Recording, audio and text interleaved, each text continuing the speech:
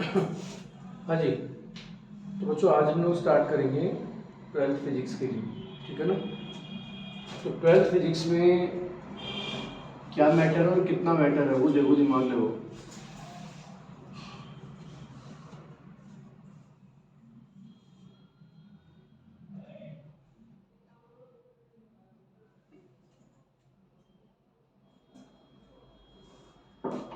In case अगर हम लोग कोरोना से पहले की बात करें तो टोटल 15 लेसन थे ट्वेल्थ फिजिक्स में, ठीक है ना।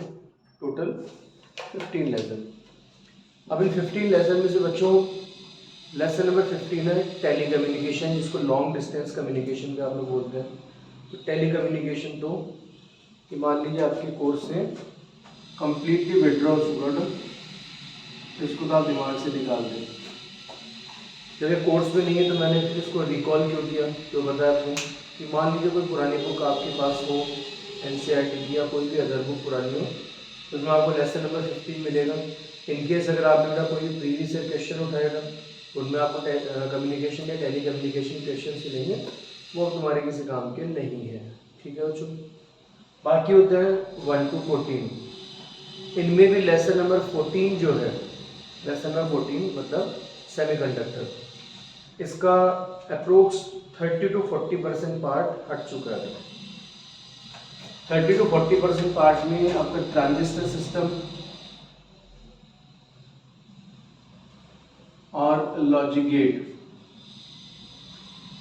ये दो टॉपिक आपके लिए यूजलेस है, ठीक है। देखिए बिल्कुल हमारा लेटेस्ट जो सिनेरियो है इस सेशन में जो हम लोग तैयारी कर रहे हैं, 23 में हम लोग हैं, हमारा मार्च 24 में बोर्ड का एग्ज़ाम है। तो वहाँ तक की अगर हम बात करें तो 15 आपके लिए कम्प्लीटली फिनिश है। 14 का अप्रोक्स 30 to 40% पार्ट आपके लिए आउटडेटेड, ठीक है बच्चों। रिमेनिंग जो पोर्शन है ये सब कुछ इम्पोर्टेंट है, बहुत ज़्यादा इम्पोर्टेंट है। लेसन 1 और लेसन 2 ये कंबाइंड होकर इलेक्ट्रोस्टेट्स बनते हैं, इलेक्ट्रोस्टैटिक्स। लेसन नंबर 3 होता है current electricity, current electricity. Lesson 4 and 5 ये मैग्नेटिज्म में आते हैं, जिनमें लेसन नंबर 4 होता है magnetic effect of current, magnetic effect of current. Fifth होता है magnetism, basic property, basic magnetic property of material etcetera. Sixth होता है EMI, इलेक्ट्रोमैग्नेटिक इंडक्शन, जिसको आप लोगों ने 10th तक भी थोड़ा बहुत पढ़ा है, फैराडेज लॉ, लेंज लॉ, किस तरह से जनरेटर सिस्टम काम करता है, AC जनरेटर्स वगैरह थोड़ा बहुत हल्का फुल्का पढ़ा है।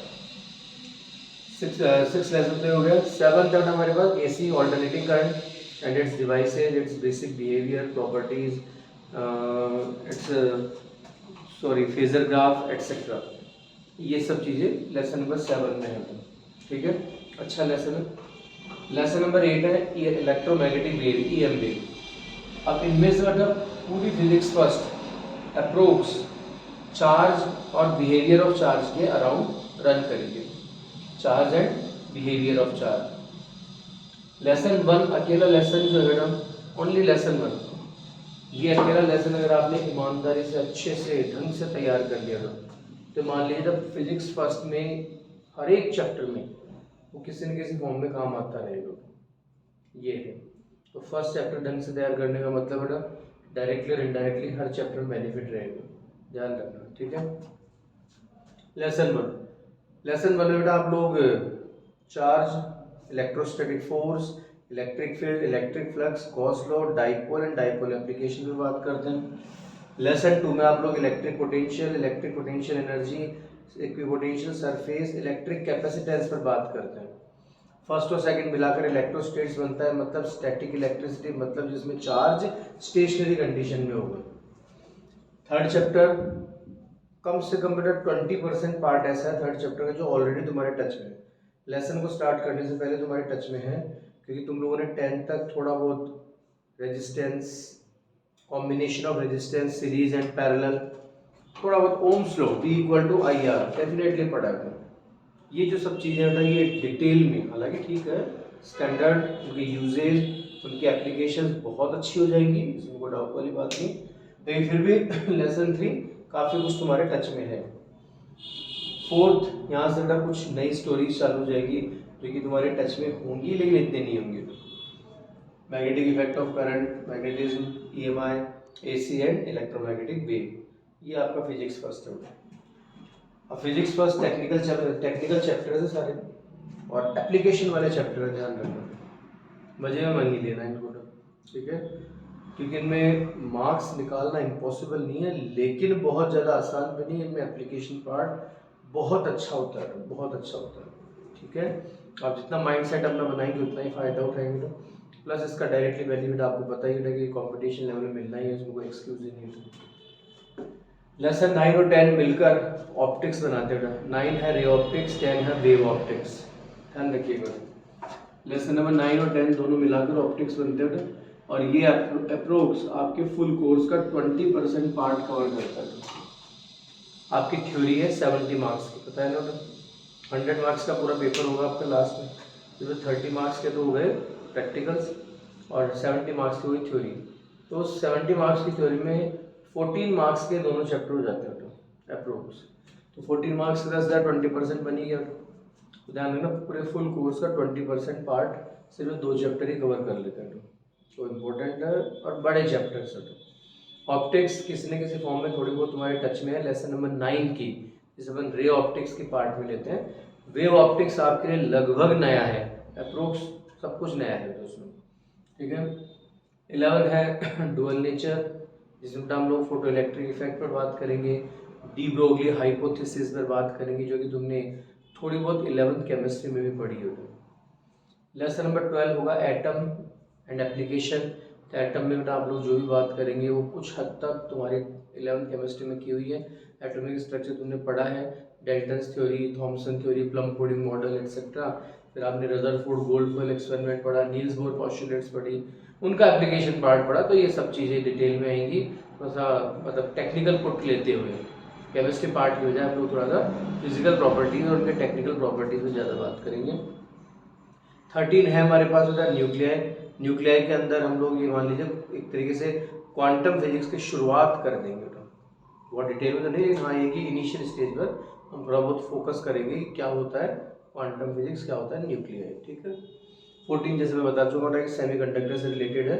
सेमीकंडक्टर जिनमें आपने बहुत सारे नाम सुने होंगे बेटा, P type semiconductor, N type, P N junction diode. Diode आपने कॉमन नेम सुना होगा जिसका यूज़ आजकल आप देखते हैं LEDs, light emitting diode, photo diode, zener diode, जो ऑटोमेटिक सेंसर्स होते हैं, इन सारे ऑटोमेटिक सेंसर्स के अंदर इनका यूज़ होता है किसी न किसी फॉर्म में। तो ये सारी चीज़ें हम लोग डिस्कस करने वाले हैं। ये है आपके 12th फिजिक्स। तो शायद तुम भी फील कर रहे हो बेटा लगभग पूरी की पूरी फिजिक्स चार्ज पार्टिकल के अराउंड घूमेगी। बेटा 11th फिजिक्स मास पर डिपेंड करती है। क्या है मास बॉडी, मास बॉडी का बिहेवियर क्या है, उसके रूल रेगुलेशंस क्या है, क्या करता है मास बॉडी, क्या कंडीशन है मास बॉडी की, ये सब चीज़ें आप लोग 11th में पढ़ते थे। फॉर एग्जांपल मास बॉडी लिया आपने, हॉरिजॉन्टल थ्रो कर दिया। अब हॉरिजॉन्टल थ्रो की क्या वेलोसिटी है, क्या एक्सेलरेशन है, तो लेसन नंबर 3 पर बात होगी। उसी बॉडी को आप लोगों ने हॉरिजॉन्टल की बजाय किसी एंगल पर थ्रो कर दिया तो प्रोजेक्टाइल मोशन बन गया। किसी स्टेट अपसाइड आप लोगों ने मोशन दिया था तो वर्टिकल मोशन हो गया था। इस तरह की बात है आप लोग पढ़ते हैं। इसको अगर घुमा रहे हैं आप किसी थ्रेड से पकड़ लिया और इसको घुमा रहे हो बॉडी को तो सर्कुलर मोशन बन गया। तो कुल मिलाकर कि आपने अगर देखा हो तो 11th की पूरी फिजिक्स लगभग मास के आसपास घूमेगी। 12th चार्ज पर डिपेंड करेगी ना, तो आज सबसे पहले हम लोग चार्ज पर ही फोकस करेंगे, ठीक है।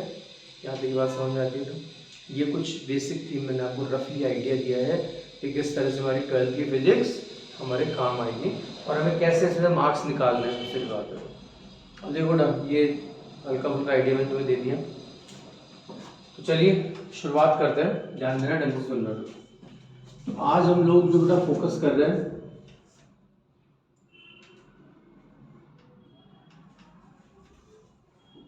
तो हमारा फोकस होगा चार्ज पर, ठीक है। अब देखिए बेटा आपके लिए यूजफुल कंडीशन क्या है, what is the behaviour of charge. आपके लिए आपके कोर्स में, आपके स्टैंडर्ड में आपके लिए यूजफुल कंडीशन क्या है, what is the behaviour of charge, what is the application of charge. Charge क्या कर रहा है, उसका बिहेवियर क्या है, उसके एप्लीकेशंस क्या है। लेकिन उससे पहले हम लोग बात करेंगे what is charge. Board level पर कोई नहीं पूछता व्हाट इज चार्ज, चार्ज क्या है कोई नहीं पूछेगा, लेकिन अगर इसको आप समझोगे तो मेरे काम बहुत आएगा। ठीक है, नॉर्मली जब भी चार्ज की बात होती है तो लोग बात कहते हैं when to object rub with each other, जब दो ऑब्जेक्ट को हम लोग एक दूसरे रब करेंगे, रब करने पर क्या होगा बेटा, इन पार्टिकल्स के बीच में कुछ टाइनी पार्टिकल्स, ये जो ऑब्जेक्ट्स हैं उनके बीच में कुछ टाइनी पार्टिकल्स का एक्सचेंज होता है, these are electrons, these are charge, ये कह दिया जाता है।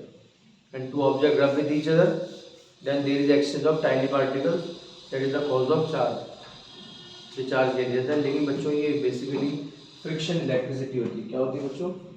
फ्रिक्शन इलेक्ट्रिसिटी होती है। चार्ज को डेवलप करना, ट्रांसफ़र करना, चार्ज को डेवलप करना और ट्रांसफ़र करना, इसमें 3 बेसिक मेथड्स काम आते हैं।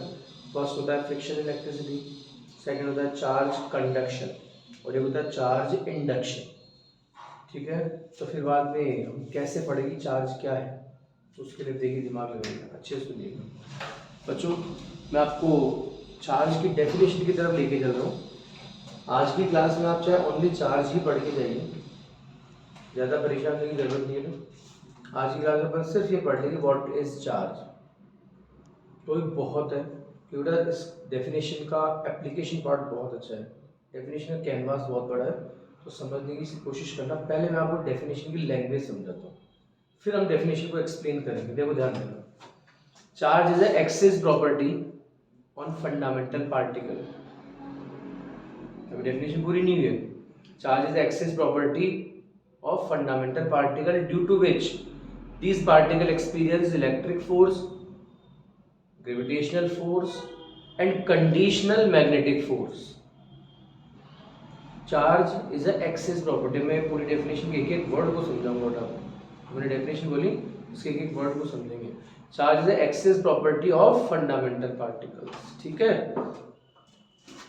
तो सबसे पहले बात करें फंडामेंटल पार्टिकल्स, तो बच्चों हम लोगों ने 2 फंडामेंटल पार्टिकल्स कंसिडर किए। मैंने 2 फंडामेंटल पार्टिकल्स ले लिए बच्चों। ये फंडामेंटल पार्टिकल्स में इलेक्ट्रॉन, दोनों इलेक्ट्रॉन ले लूँ या दोनों प्रोटॉन ले लूँ, एक इलेक्ट्रॉन एक प्रोटॉन ले लूँ, कुछ भी ले सकता हूँ मैं। तो मैंने कुछ फंडामेंटल एलिमेंट्री पार्टिकल्स लिए थे। ठीक है, तो चार्ज क्या है?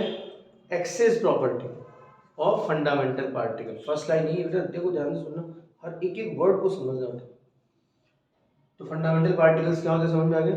अब मैं क्या कर रहा हूँ, चार्ज को क्या कर रहा हूँ, बेसिक प्रॉपर्टी कह रहा हूँ, axis property, axis property extra.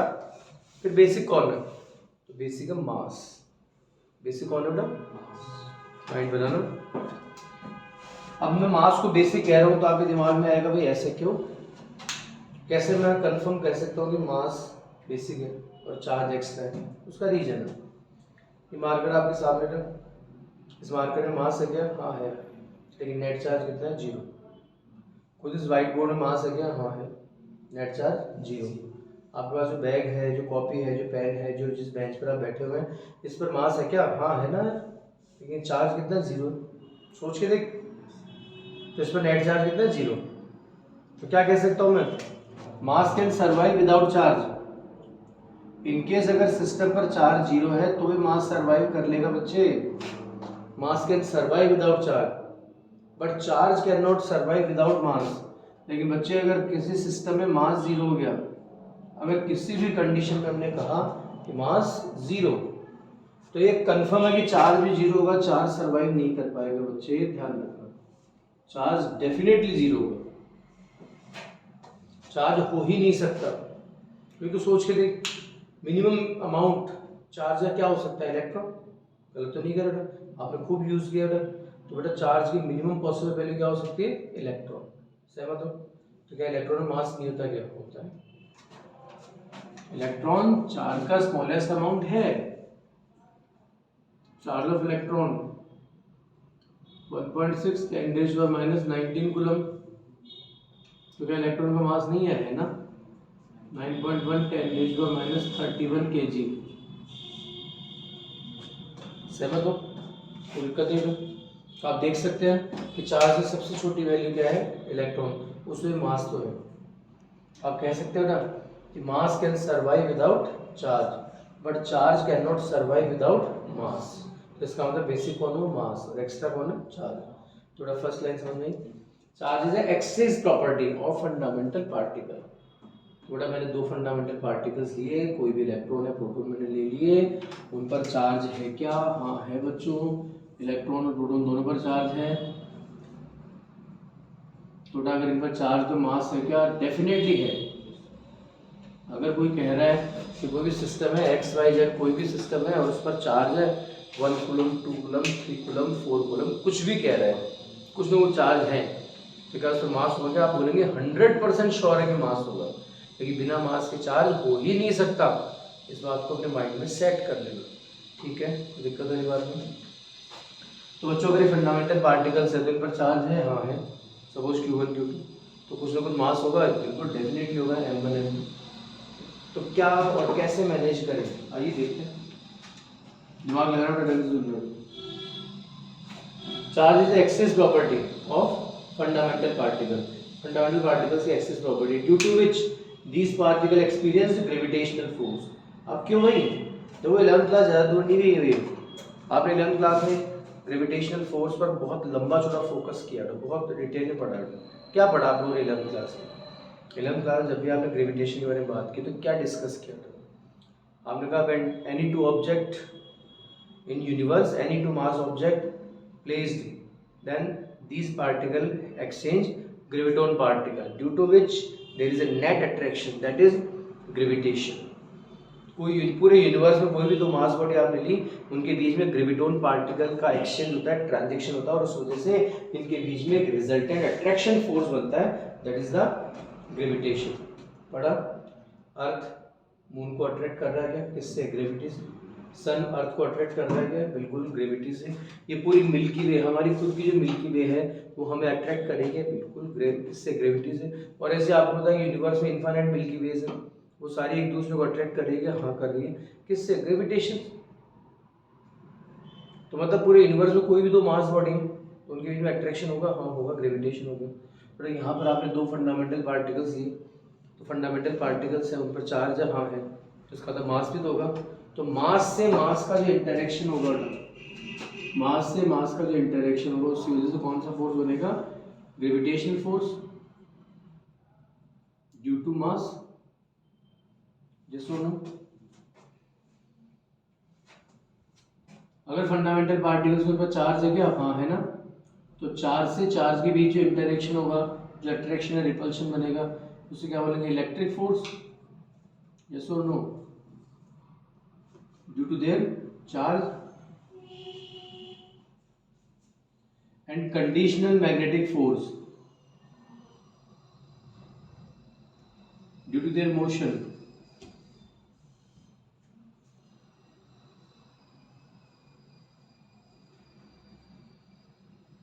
Magnetic force मतलब क्लियर करना अच्छे से, ढंग से। डेफिनेशन मैंने कहा ना, लल्लू डेफिनेशन नहीं है।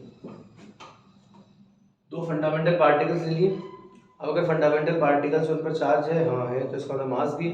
तो मास से मास में जो इंटरेक्शन होगा कौन सा होगा? Gravitational force due to their मास।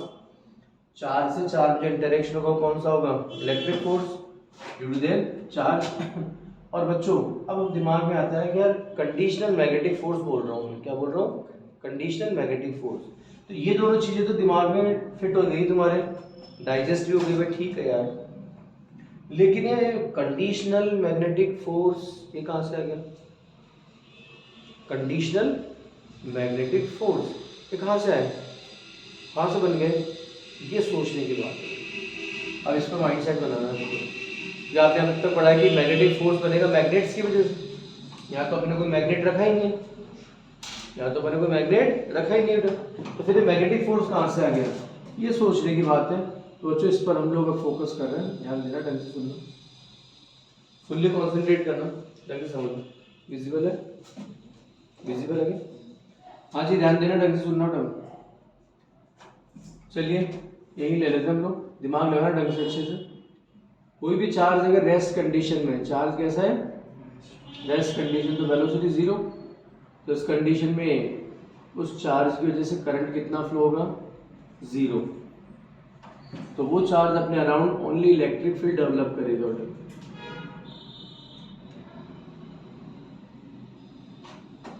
आराम से सुनना। बच्चों व्हाट इज करंट, क्या होता है current? Rate of flow of charge with respect to time. अगर चार्ज अपनी जगह रुका हुआ है तो सिर्फ चार्ज है, और यही चार्ज जब चलना स्टार्ट कर दे तो क्या बनता है? करंट। सहमत हो? चार्ज एक जगह रुका हुआ है तो वो सिर्फ चार्ज है, और जैसे वो चार्ज चलना स्टार्ट करेगा तो क्या बनेगा? करंट बनेगा। सहमत हो?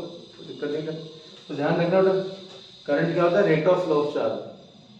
ट्रांसफर जो चार्ज होगा, जो भी चार्ज एक दूसरे से, एक पॉइंट से दूसरे पॉइंट तक ट्रांसफर हो रहा है, तो उसी में क्या बन जाएगा? करंट बन जाएगा। करंट कोई स्पेशल वैल्यू नहीं है, ठीक है। ट्रांसफर चार्ज होगा वही करंट को डिस्प्ले कर देगा। बच्चों अगर चार्ज रेस्ट कंडीशन में वेलोसिटी कितनी? जीरो, तो उस वजह से करंट कितना होगा? जीरो। और इस सिचुएशन में चार्ज अपने अराउंड जो डेवलप करेगा वो कौन सा फील्ड होगा? Only electric field, only electric field. समझ गए? कोई दिक्कत नहीं था। अब देख, दिमाग लगाना, ढंग से सुनना। लेसन नंबर 1 और लेसन नंबर 2 मैंने क्या कहा था? ये दोनों चैप्टर मिलकर क्या बनते हैं? इलेक्ट्रोस्टेट्स। क्या बनते हैं? तो इस एक सिंगल लाइन में लेसन 1 और लेसन 2 की पूरी थ्योरी आ गई, पूरी समरी आ गई। लेसन 1 और लेसन 2 तेरे फिजिक्स में जो पूरे लेसन है उनमें से फर्स्ट और सेकंड चैप्टर में तो चार्ज के बारे में पढ़ेगा, ओनली चार्ज पर फोकस करेगा, ओनली चार्ज में। पूरे चैप्टर, पूरे फर्स्ट और सेकंड चैप्टर चार्ज ही चार्ज है, लेकिन वो कैसा चार्ज है? स्टेशनरी। वेलोसिटी जीरो की, इसलिए करंट की कहीं बात नहीं होगी, और ये अपने around only electric field develop करेगा। समझ गए? तो दिक्कत नहीं है। तो जरा सोचिए कि अगर ये दोनों चार्ज, दोनों फंडामेंटल पार्टिकल्स रुके हुए हैं स्टेशनरी कंडीशन में, दोनों फंडामेंटल पार्टिकल्स अगर स्टेशनरी कंडीशन में, तो क्या होगा? उन पर मास है तो ग्रेविटेशन फोर्स बन जाएगा, चार्ज में इलेक्ट्रिक फोर्स बन जाएगा। चार्ज है तो इलेक्ट्रिक फील्ड की वजह से इलेक्ट्रिक फोर्स बन गया, लेकिन नेगेटिव फोर्स अप्लाई नहीं होगा। सेकंड कंडीशन दिमाग लगाना, इनकेस अगर चार्ज कांस्टेंट वेलोसिटी से चलना स्टार्ट कर दे, किससे? कांस्टेंट वेलोसिटी से चलना स्टार्ट करे, तो जैसे कांस्टेंट वेलोसिटी से चलेगा तो करंट कितना होगा? इस बार जीरो नहीं होगा। पहले भी चार्ज था, अभी भी चार्ज है। पहले चार्ज रेस्ट था और अब मूविंग है। चार्ज कांस्टेंट वेलोसिटी से रन कर रहा है, इसका मतलब करंट अब जीरो नहीं होगा, करंट कुछ तो होगा। मानते इस बात को? और ऐसी कंडीशन में जो चार्ज रहेगी अपने अराउंड इलेक्ट्रिक फील्ड के साथ साथ मैग्नेटिक फील्ड, बी से क्या शो कर रहा है? Magnetic field. ध्यान रखना।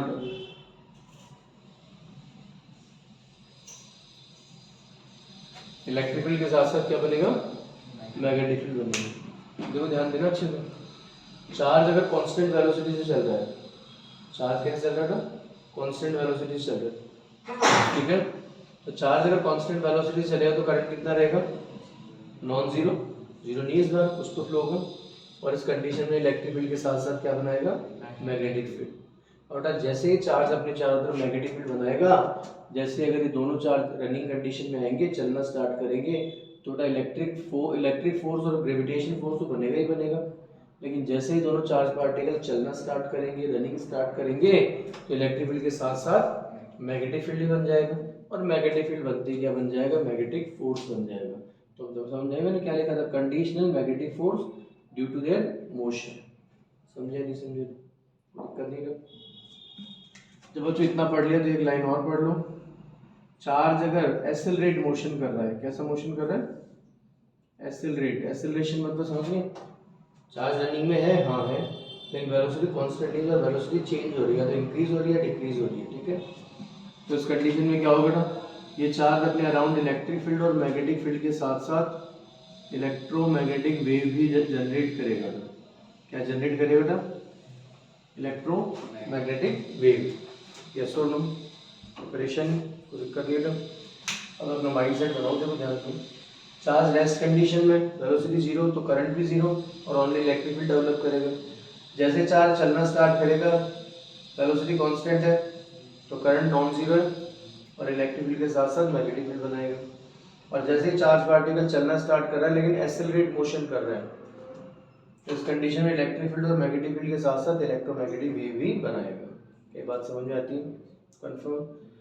कोई दिक्कत, कोई टेंशन नहीं? बहुत ही बढ़िया। अब देखो दिमाग लगाओ।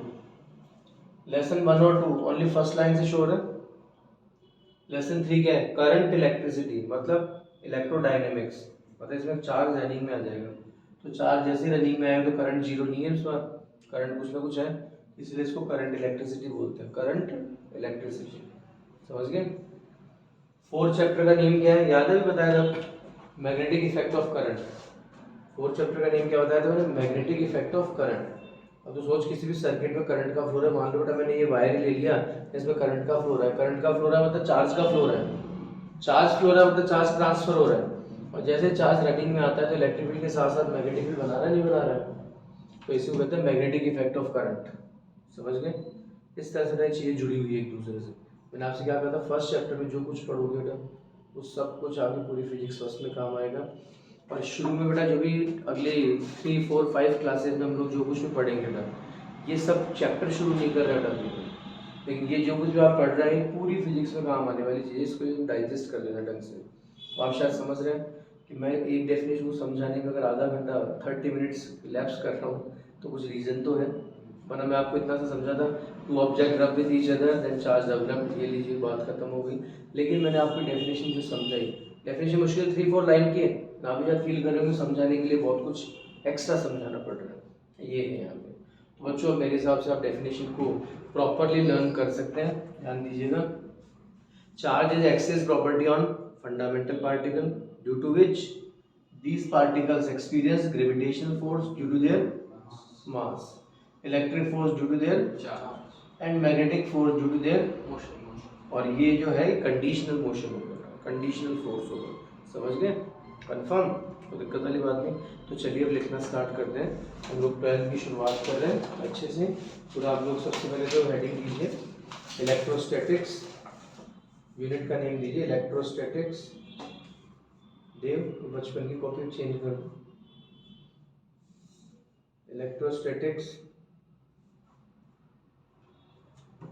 यूनिट का नेम दे दिया, चैप्टर 1 मार्क कर दीजिएगा, और बेटा हेडिंग दीजिए चार्ज, टॉपिक का नेम दीजिए चार्ज।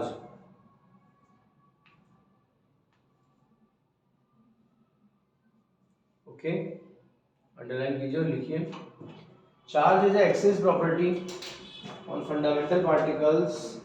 लिखना स्टार्ट करें बच्चों, charge is axis property, charge is a axis property on fundamental particles, charge is a excess property on fundamental particles, fundamental particles due to which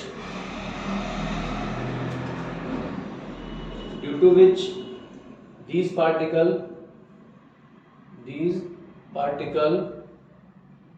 experienced, due to which these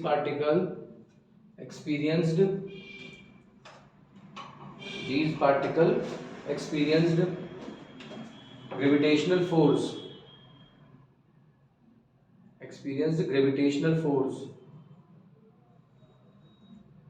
gravitation force दे दिया, bracket mark कीजिए और bracket में लिखिए due to their mass,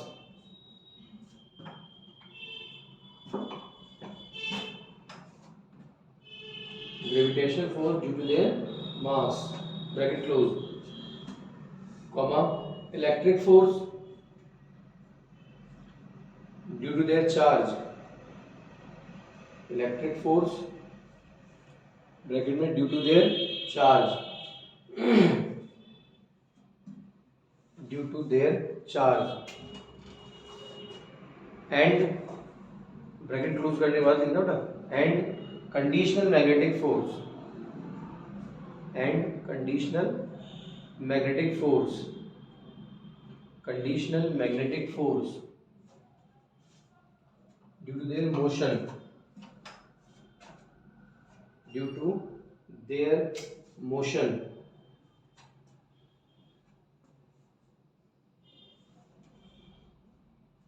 Okay, done.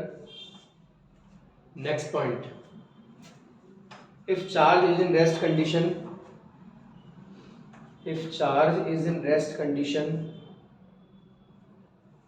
if charge is in rest condition, then it generates only electric field around it, it generate only electric field around it, only electric field around it, only electric field around it. Next, if charge move with constant velocity, next point, if charge move with constant velocity, move with constant velocity, then it generate electric field and magnetic field around it. It generate electric field and magnetic field around it.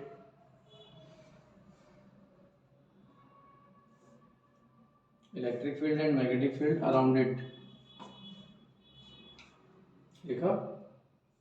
Next, if charge have accelerate motion, if charge have accelerate motion, charge have accelerate motion, then it generate, if charge have accelerate motion, then it generate electric field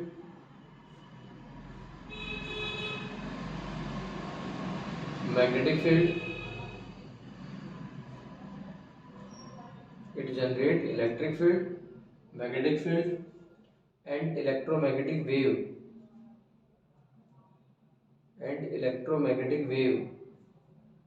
around it, electromagnetic wave around it. देख चुके सभी, potential नहीं है. Okay,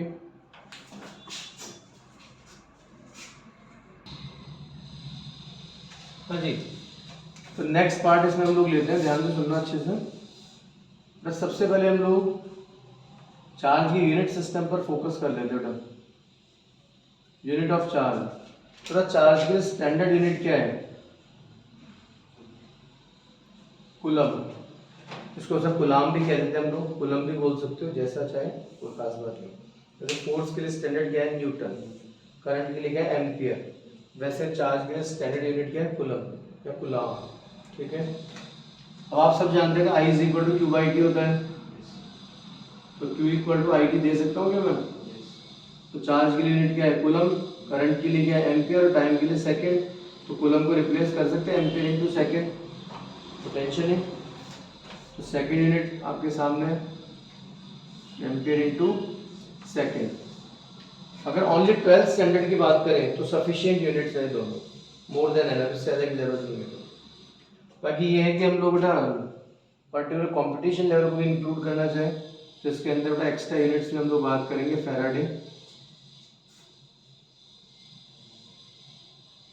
Faraday और charge की extra units क्या हो सकती है ना? EMU, electromagnetic unit of charge. और क्या कह सकते हैं? ESU, electrostatic unit of charge. और क्या कह सकते हो? State coulomb. क्या कह सकते हो? State coulomb. और क्या कह सकते हैं? फ्रैंकलिन. क्या कह सकते हो बच्चों? फ्रैंकलिन. ये चार्ज की ही सारी यूनिट्स है, सारी यूनिट चार्ज के लिए. ठीक है. इनमें जनरली जो लास्ट वाले 3 हैं ये CGS सिस्टम में इंक्लूडेड है, ये तीनों. ठीक है. ESU, state coulomb and Franklin. और बाकी हम लोग SI सिस्टम में या फिर MKS सिस्टम में डाल सकते हैं. समझ गए? तो दिक्कत नहीं था, ध्यान देना. अब देखिए क्वेश्चंस की बात करें तो largest unit of charge that is Faraday. Faraday क्या होता है? चार्ज की सबसे बड़ी यूनिट होता है.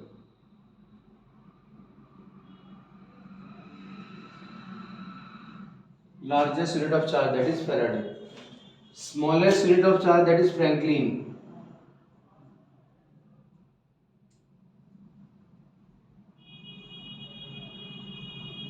याद रखना बच्चों, largest unit of charge that is Faraday and smallest unit minimum unit क्या था, फ्रैंकलिन, याद रखना, ढंग से सुनना होगा, ठीक है।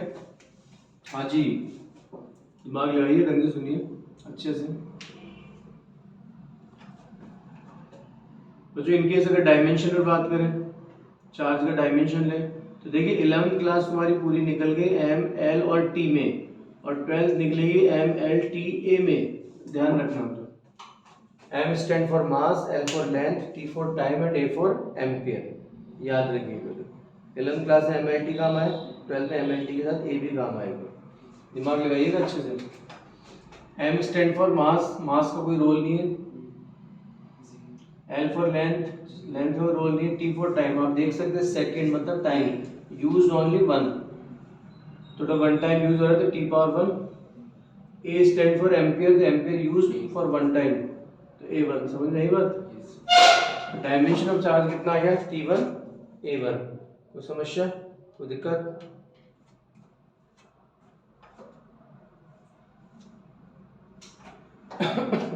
अब इनमें हम लोग बेटा रिलेशन लेते हैं आपस में, इंटरचेंज रिलेशन, सुनिएगा। 1 coulomb is equal to 1 ampere into second,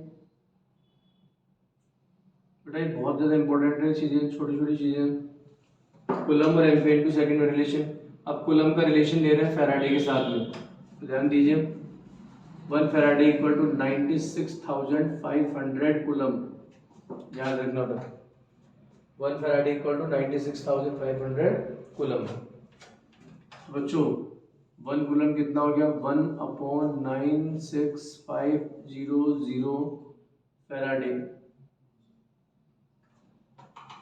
next की बात करें, कूलम का कनेक्शन EMU से कर देंगे, इलेक्ट्रोमैग्नेटिक यूनिट से कर देंगे, तो ध्यान देना अच्छे से। 1 coulomb is equal to 1/10 EMU, याद रखना, तो 1 EMU is equal to 10 coulomb. अब यहाँ पर हम लोग कूलम का रिलेशन ESU के साथ कर रहे हैं, इलेक्ट्रोस्टैटिक यूनिट के साथ में। बच्चों 12th शुरू होगी नहीं, 12th शुरू हो चुकी है, फिर ध्यान रखना, ठीक है ना। मजे मत रखना चीज़ों को, आज के काम आज ही तैयार करके आना, कल इधर कल तक आपको आज का काम बिल्कुल तैयार रहना चाहिए।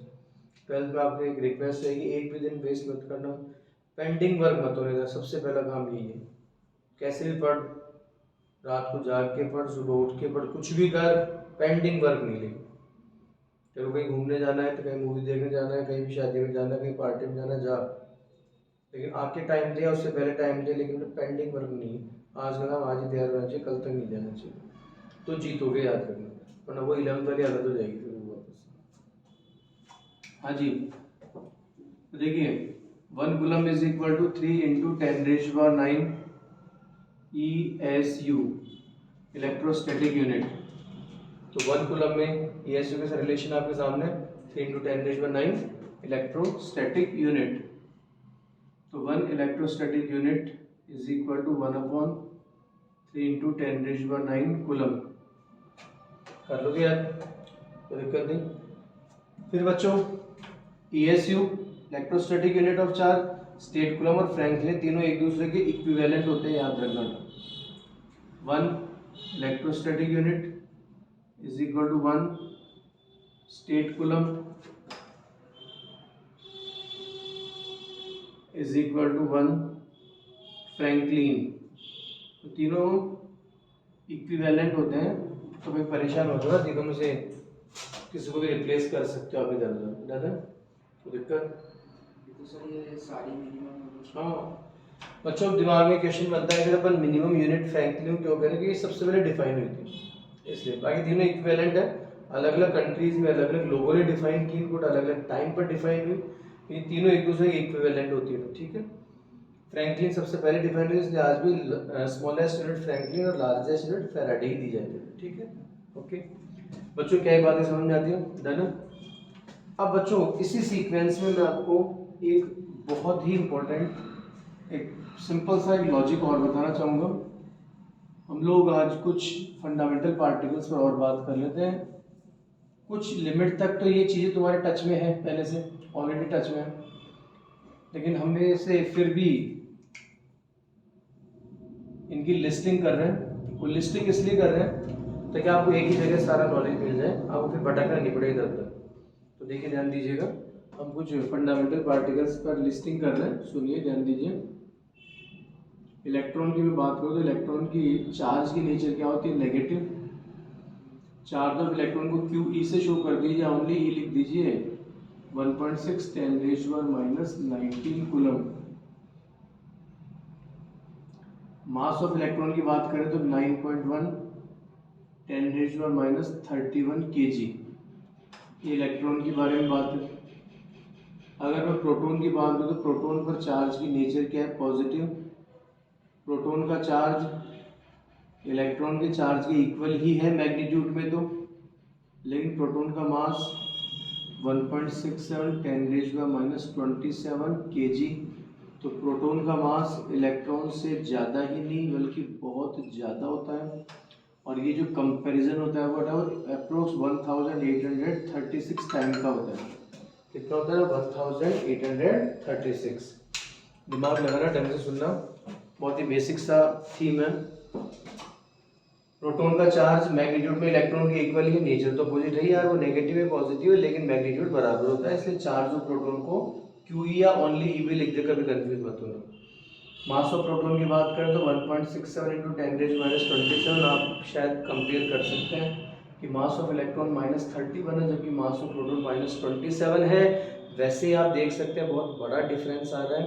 और प्रैक्टिकली सोचूंगा, एक प्रोटॉन का जो मास है वो अप्रोक्स 1836 इलेक्ट्रॉन, अप्रोक्स 1836 इलेक्ट्रॉन्स को आप कंबाइन कीजिए तो इलेक्ट्रॉन्स का जो टोटल मास आएगा वो सिर्फ एक प्रोटॉन के मास के इक्वल आ जाएगा। मैं यहाँ सिर्फ मास की बात कर रहा हूँ, चार्ज की बात नहीं कर रहा हूँ, ये दिमाग में क्लियर कर लेना। हम चार्ज की कोई बात नहीं कर रहे, यहाँ बातें हो रही सिर्फ मास की।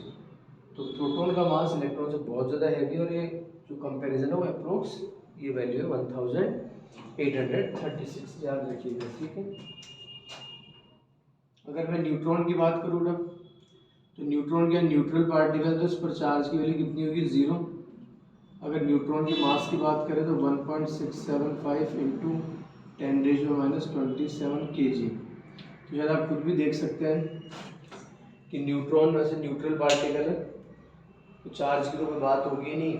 मास की बात करें तो बड़ा नॉर्मल जो जितनी भी कैलकुलेशन है, अपनी जनरल कैलकुलेशंस होती है, उनके अंदर न्यूट्रॉन का मास और प्रोटॉन का मास अप्रोक्स सेम ले लिया जाता है और कैलकुलेशन कर ली जाती है, और गलत भी नहीं है, अलाउड है।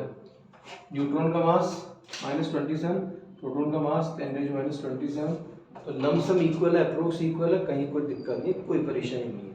लेकिन बच्चों जब हम AMU स्टेज में जाते हैं, एटॉमिक मास यूनिट स्टेज जाते हैं, केमिस्ट्री पढ़ते हो तुम लोग, AMU एटॉमिक मास यूनिट, थोड़ा एटॉमिक मास यूनिट स्टेज में जब हम लोग पहुँचते हैं तो उस समय हमेशा याद रखना कि न्यूट्रॉन स्लाइटली हैवियर होता है देन प्रोटॉन। प्रोटॉन से न्यूट्रॉन थोड़ा सा हैवी होता है, ध्यान रखिएगा, हमेशा याद रखिएगा इसमें। नॉर्मल कैलकुलेशन बराबर ले लो, लेकिन अगर AMU स्टेज में जाओ तो हमेशा न्यूट्रॉन हैवी होगा प्रोटॉन से, इसको याद रखना, दिमाग में रखना, ठीक है। इनकेस अगर मैं अल्फा पार्टिकल पर बात करूँ बेटा, अल्फा पार्टिकल, तो अल्फा पार्टिकल का कंपोजिशन क्या है? 2 प्रोटॉन + 2 न्यूट्रॉन। 2 प्रोटॉन्स और 2 न्यूट्रॉन्स मिलकर क्या बनाते हैं? अल्फा पार्टिकल बनाते हैं, याद रखिएगा।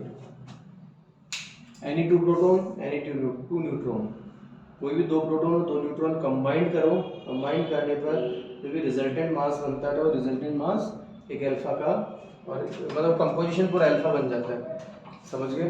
कोई दिक्कत नहीं। तो बच्चों 2 प्रोटॉन और 2 न्यूट्रॉन कंबाइन होने पर क्या बन रहे हैं? अल्फा बन रहे हैं, याद रखना। थोड़ा अल्फा को हम लोग कई जगह हीलियम न्यूक्लियाई भी पढ़ते हैं, वो इसीलिए पढ़ते हैं क्योंकि हीलियम एटम नहीं, हीलियम न्यूक्लियाई। हीलियम एटम में तो क्या होगा? 2 प्रोटॉन 2 न्यूट्रॉन और 2 इलेक्ट्रॉन, लेकिन हम तो याद है हीलियम न्यूक्लियाई।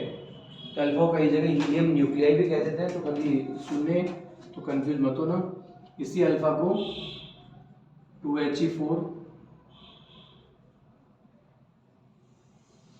मतलब हीलियम न्यूक्लियाई। समझ गए? कोई दिक्कत? अब बच्चों अल्फा की अगर नेचर की बात होगी, अल्फा की अगर चार्ज की नेचर क्या होगी, तो ऑब्वियस सी बात है, शायद मुझे कहने की जरूरत नहीं है कि अल्फा पर चार्ज की नेचर क्या हो जाएगी, बताओ जरा। पॉजिटिव नेचर होगी। कैसी नेचर होगी बेटा? पॉजिटिव होगी। तो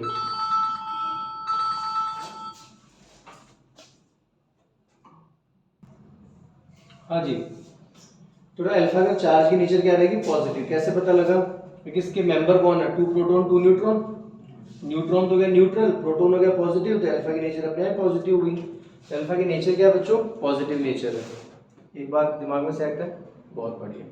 अब अगर अल्फा के चार्ज की बात हो, बेटा रटना नहीं है, चीज़ों को सीखना है, दिमाग लगाना अच्छे से, ठीक है?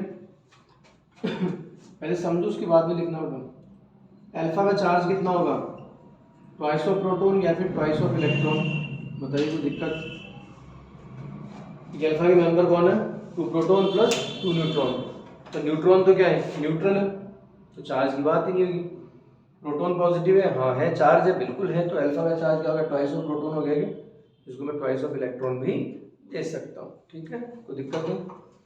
इसी सीक्वेंस में मास की बात करें तो मास ऑफ अल्फा कितना होगा? Approx 4 time than mass of proton. Alpha का मास कितना होगा? Approx 4 time than mass of proton. कैसे? आपको पता है अल्फा के मेंबर कौन कौन है? 2 प्रोटॉन प्लस 2 न्यूट्रॉन। और आपको पता है कि प्रोटॉन और न्यूट्रॉन दोनों का मास अप्रोक्स सेम है। न्यूट्रॉन मास और प्रोटॉन मास अप्रोक्स सेम है, तो अल्फा का मास कितना होगा? Approx 4 time than mass of proton, not exact, that is approx value. Clear है? कोई दिक्कत, कोई परेशानी नहीं? बच्चों ये सब मैंने इसलिए एक साथ लिस्टेड किया है ताकि आपको थोड़ा सा कभी भटकना नहीं पड़ेगा। ये चीज़ें आपके रैंडमली काम आएगी। लेसन 1 2 3 कुछ हद तक 5 थोड़ा बहुत 6 में काम आ सकती है। इसके बाद में आपके काम आएगी कहाँ पर? लेसन 11 12 और 13। इन सब लेसन में कहीं ना कहीं किसी भी फॉर्म में चार्ज पार्टिकल होगा, उसको थ्रो कर देंगे, उसको कोई ना कोई वेलोसिटी प्रोवाइड कर देंगे एंड सो ऑन। तो वहाँ पर ये चीज़ें रैंडमली काम आती रहती है, तो दिमाग में रखना है चीज़ों को। फिर बेटे लास्ट एंड फाइनल एक पॉइंट है deuteron. Electron, proton, neutron, alpha की बात होगी। अब बात करें ड्यूट्रॉन, ध्यान से सुनना बेटा। ड्यूट्रॉन के मेंबर कौन है? 1 प्रोटॉन प्लस 1 न्यूट्रॉन। कौन कौन बेटा? 1 प्रोटॉन प्लस 1 न्यूट्रॉन, याद रखना। तो ड्यूट्रॉन की चार्ज की नेचर क्या होगी? पॉजिटिव। कैसे? मेंबर कौन है? न्यूट्रॉन एंड प्रोटॉन, तो न्यूट्रॉन तो न्यूट्रल होगा, प्रोटॉन पॉजिटिव, तो न्यूट्रॉन की नेचर पॉजिटिव। ड्यूट्रॉन पर चार्ज कितना है? That is equal to charge of proton और चार्ज ऑफ इलेक्ट्रॉन। चार्ज के लिए एक सिंगल मेंबर का रेस्पॉन्सिबल होगा ओनली प्रोटॉन। न्यूट्रॉन तो न्यूट्रल है, तो न्यूट्रॉन का चार्ज कितना हो गया? 1 प्रोटॉन के इक्वल या फिर 1 इलेक्ट्रॉन के इक्वल, ठीक है?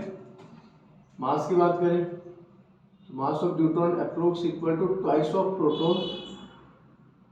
न्यूट्रॉन का मास कितना हो गया? Approx twice of proton, 1 + 1 then 2, ठीक है? लेकिन प्रोटॉन और न्यूट्रॉन दोनों का मास अप्रोक्स सेम ही रहेगा। क्या बातें समझ में आती है? कंफर्म? कोई दिक्कत, कोई परेशानी नहीं?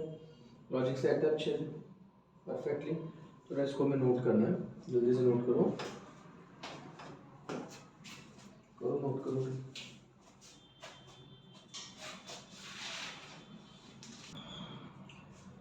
हाँ बच्चों, तो देखिए अभी सारे रिलेशन के बाद में हम लोग एक क्वेश्चन की तरफ बढ़ रहे हैं। क्वेश्चन है, एक एग्जांपल ले रहा हूँ मैं इसी यूनिट सिस्टम पर। Charge of alpha convert in form of Faraday EMU and ESU। ये है क्वेश्चन। क्वेश्चन समझ में आएगा ना? अल्फा का जो चार्ज है ना, इसको मैं स्विच करना है अल्फा के चार्ज को। अल्फा पार्टिकल पर जो भी चार्ज है वो हमारे सामने, हम जानते हैं अल्फा का चार्ज, जस्ट अभी थोड़ी देर पहले हम लोगों ने पढ़ा है। Charge of alpha that is twice of proton, तो 2 × 1.6 × 10⁻⁻19 कूलम इसी को हम लोग चाहें तो 3.2 इंटू 10⁻⁻19 कूलम दे सकते हैं।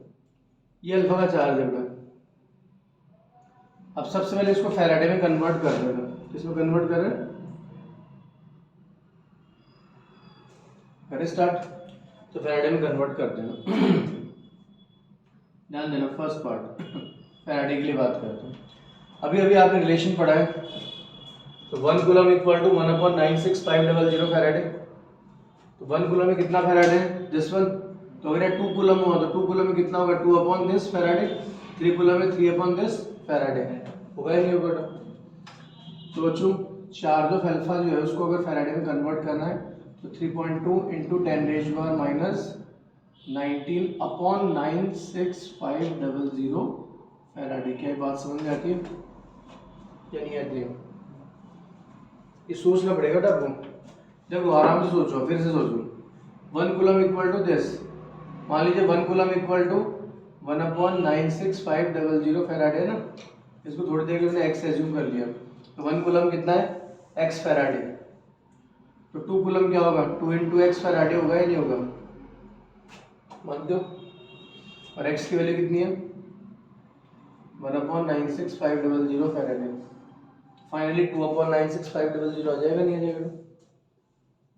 पक्का? तो अल्फा पर जो चार्ज है कूलम में है, इसको फैराडे में कन्वर्ट करना है। तो ये कर दिया हम लोगों ने।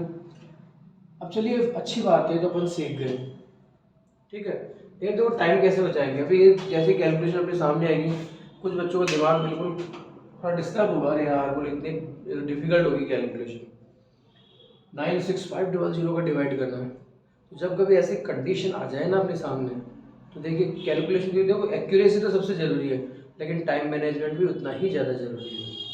कम टाइम में कैलकुलेशन कैसे करेंगे? तो देखिए एक बार सामने देखिएगा, ध्यान दीजिएगा। एक छोटा सा पैटर्न मैं आपको बता रहा हूँ, ध्यान से समझना अच्छे से। सपोज 1/86589 ये लिखिए। अब कभी आपके सामने कैलकुलेशन आ गई, एक एग्जांपल दिया, कोई अपने क्वेश्चन से कोरिलेट नहीं कर रहा है, तो मैंने रैंडमली डेटा दिया था। तो 1/86589 आपके पास डेटा आ गया और डिवाइड करना है। तो नो डाउट अपने दिमाग में एक टेंशन क्लिक तो करता है, बोले यार ये तो अपना मामला ही गड़बड़ रहेगा, 0.0000 समथिंग और फिर जाकर कुछ मामला बनेगा। तो ऐसी कंडीशन में क्या किया करूँ? पहले जज कर कितने हैं, नीचे डेटा कितने हैं? 5। कितने डिजिट्स हैं? 5। तो देख 1 2 3 4 5 इंटू 10⁻⁻5 अगर मैं कर दूँ तो आप नाराज तो नहीं हो? क्या बात समझ में आई? अब जरा सोच कि 1,00,000 में 86,589 का जब मैं डिवाइड करूंगा, जब ये मैं डिवाइड करना चाहूँगा तो खुद सोच, मेरे कहने से नहीं उठा, खुद सोच के देखना क्या आएगा। 1.1 समथिंग 1.2 समथिंग आ गया नहीं आएगा भाई? पूरा 1 तो डिवाइड हो ही जाएगा। तो क्या आ जाएगा? 1 पॉइंट समथिंग इंटू 10⁻⁻5। तो क्या इजीली कैलकुलेशन आ जाएगी कंपैरेटिवली? तो डेसिमल को इग्नोर किया करो कैलकुलेशन में, ये दिमाग में फिट कर लो। छोटे छोटे ट्रिक्स है कैलकुलेशन की। डेसिमल में, प्योरली डेसिमल में कैलकुलेशन को जितना हो जाए उतना इग्नोर किया करो, ठीक है।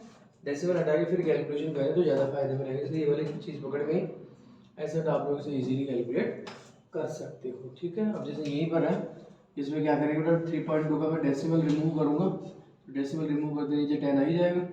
अब देखिए 32/965 जीरो डालो मैं 1 2 3 10⁻3 ऊपर शिफ्ट किया 10⁻³ -19 तो -22 हो गया क्या? बताइए कोई दिक्कत? अब मुझे क्लियर है कि मुझे डेसिमल का यूज़ करना पड़ेगा, तो क्यों ना मैं 00 अप्लाई कर दूं। 100 से मल्टीप्लाई, 100 का डिवाइड, तो 10⁻²। कुछ समझ में आ रहा है या नहीं आ रहा है? भाई यहाँ पर देखो 2 ही क्यों लिया, रीजन है एक बच्चे का, तो देखो उसको भी हम लोग बात कर रहे हैं। यहाँ पर 00 ही क्यों किया? ये तो डेटा ही गया। अब जरा सोच, अगर मैंने एक सिंगल जीरो लिया तो 320/965 फिर डेसिमल की प्रॉब्लम रहेगी, है कि नहीं? तो मैं 00 इसलिए लिया कि 3200 में 965 का डिवाइड में करूँगा तो 9 3 जा 27, तो 27 पॉइंट समथिंग 3 पॉइंट समथिंग इसका आंसर आ जाएगा। समझ गए नहीं समझे ना? तो इस तरह से आप मैनेज कर लिया करो। तो तो क्या होगा बेटा, एक तो टेंशन नहीं होगी और कैलकुलेशन भी इजीली हो जाएगी। पकड़ में कुछ बातें कि देखो ध्यान देना, न्यूमेरिकल्स को कमांड करना कि मैं तुम्हें सिर्फ 12th नहीं कराऊंगा, 12th तक कंपटीशन लाइन में लेके जाऊंगा, तो वहाँ पर क्या न्यूमेरिकल्स पे आपका फुल कमांड होना चाहिए, फुल फ्लैश। तो ये चीज़ें इसी के लिए अपन कर रहे हैं, समझ में आती बात। अब मेरे हिसाब से आप इजीली क्लियर कर सकते हैं, 3 पॉइंट समथिंग यही जाएगा और -22 -2 -24 हो जाएगा, ये लीजिए, ठीक है। सेकंड पार्ट ले, सेकंड पार्ट क्या कहता है बच्चों, EMU, ध्यान देना। अब सोचिए 1 कूलम कितना है, 1/10 EMU, तो 2 कूलम कितना होगा, 2/10 EMU, है कि नहीं। तो चार्ज ऑफ अल्फा कितना है, 3.2 इंटू 10⁻⁻19 कूलम डिवाइड बाय 10, तो EMU में कन्वर्ट हो जाएगा बच्चे, बोल डायरेक्टली आंसर आ जाएगा। या तो इसको आप 3.2 इंटू 10⁻⁻20 कर दीजिए, कर पाएंगे नहीं कर पाएंगे, या फिर 10 का डिवाइड करके 0.32 कर दीजिए, इसको -19 रख लीजिए, वो आपकी मर्जी है, कैसे भी घुमा लीजिए बात को। फिर इसी का थर्ड पोर्शन क्या है बेटा, ESU। तो देखिए रिलेशन देखिए, 1 coulomb equal to this ESU, 1 coulomb equal to 3 into 10⁻9 ESU, तो 2 कूलम क्या आएगा, 2 इंटू दिस, आएगा नहीं है बेटा। तो चार्ज ऑफ अल्फा कितना है, 3.2 इंटू 10⁻⁻19 कूलम, तो ESU में चेंज करने के लिए इंटू 3 इंटू 10⁻9 हो गएगा, बताइए बच्चों, यस नो, डन है। कितना आ गया, 9.6 इंटू 10⁻10, ओके, कोई दिक्कत, टेंशन नहीं रहा, ये कन्वर्जन क्लियर होता है अपने को। तो चलिए आज ये नमस्कार करते हैं।